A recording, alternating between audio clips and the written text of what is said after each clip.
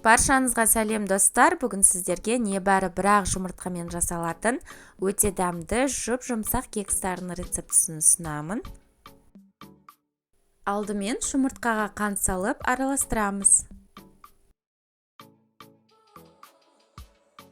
Сүт, сұйық майды қосып, тағы да араластырып аламыз.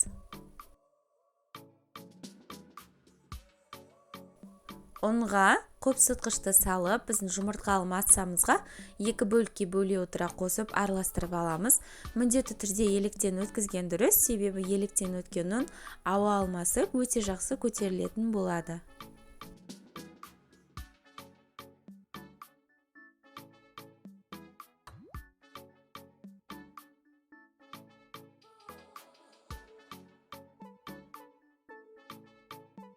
Менде осындай кекске арналған арнайы қағаз формалар. Осыған шамамен 2 ас қасықтан құйып, 170 градуста 20-25 минут пісіреміз.